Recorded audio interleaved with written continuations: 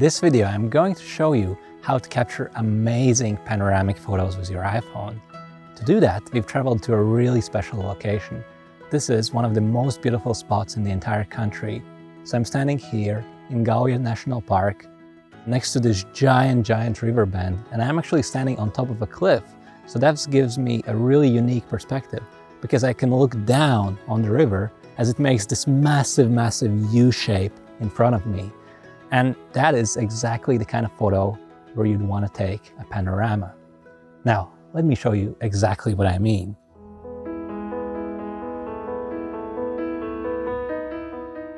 So I'm going to start by opening my camera app, and by default it opens in 1x in wide angle view. And you can immediately see that the scene is so big that I can't possibly capture it all in one frame.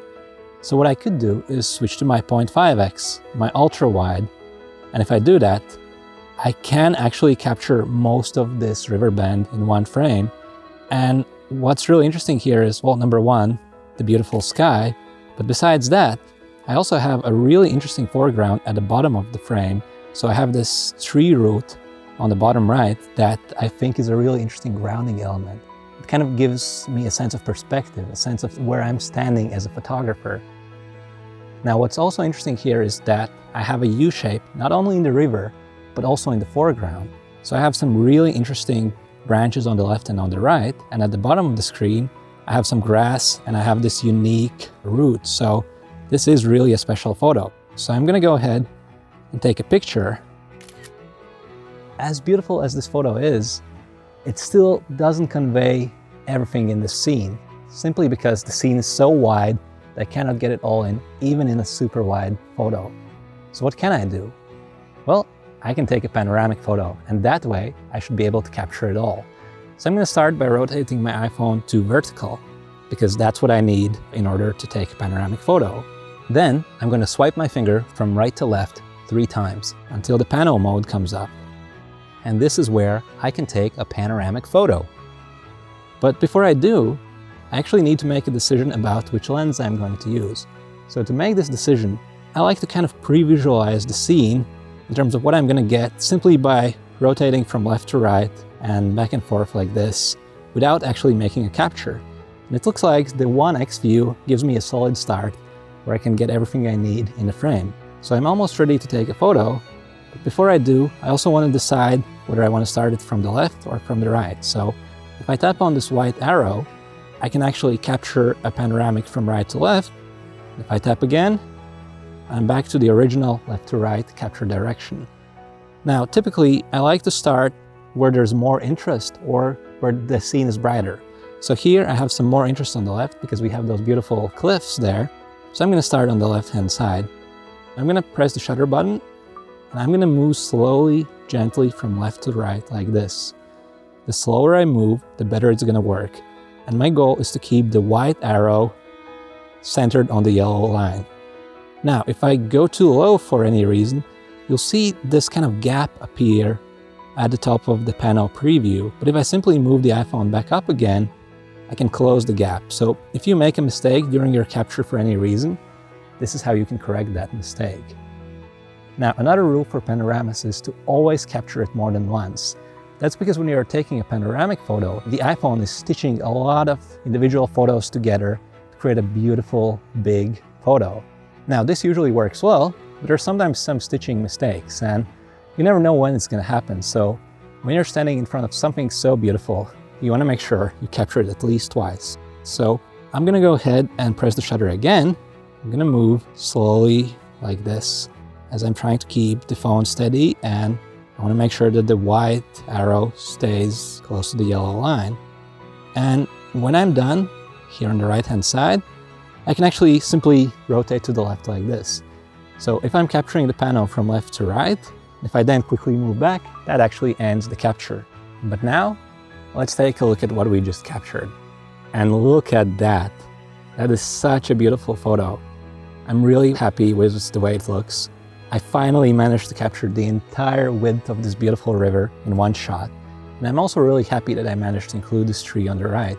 I think it adds a really nice touch to the final image, And it kind of gives the viewer a sense of place. It gives them a sense of where I'm standing, so that they know that I'm not just floating in midair like a drone. I'm actually standing on the edge of this cliff where we have this beautiful tree. So I'm really happy with what we captured.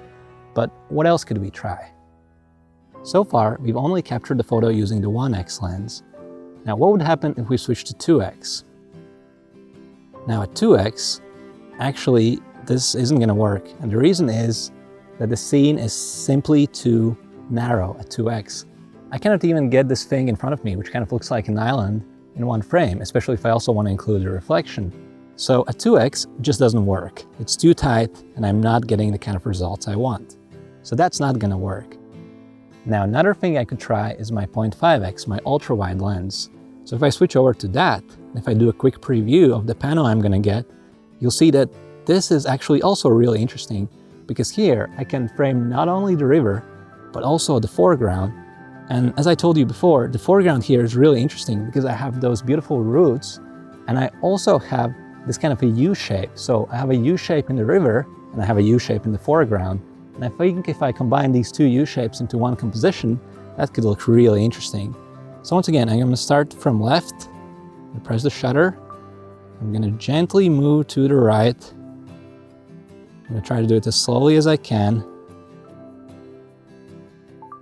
And just to be sure, I'll do it again, because with panos, you never know for sure. So I'm going to take another panoramic photo, gently move from left to right.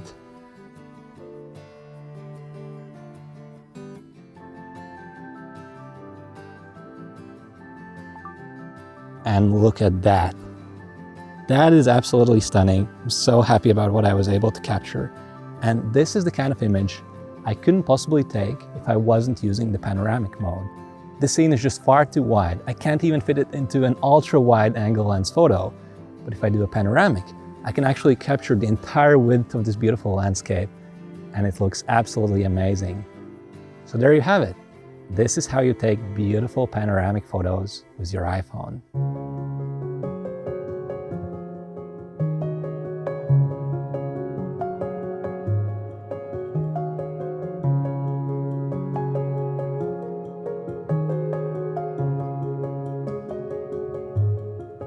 Now, just as I was getting ready to leave, something really special happened.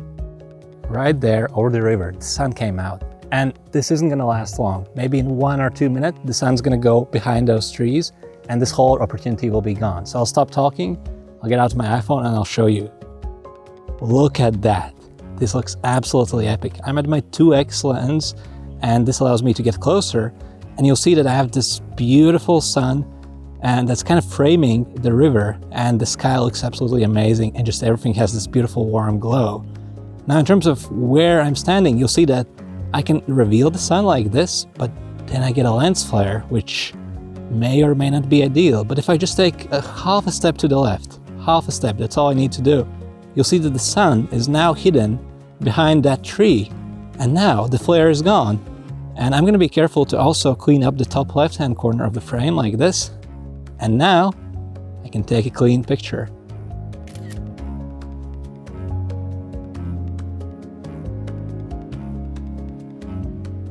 So the point is, when you're doing photography, you always want to keep looking around. You don't want to just get so obsessed over a particular technique or a type of shot, like panoramic photos, which we're doing now, that you miss everything else. Because the best opportunities in photography are the ones you never expected.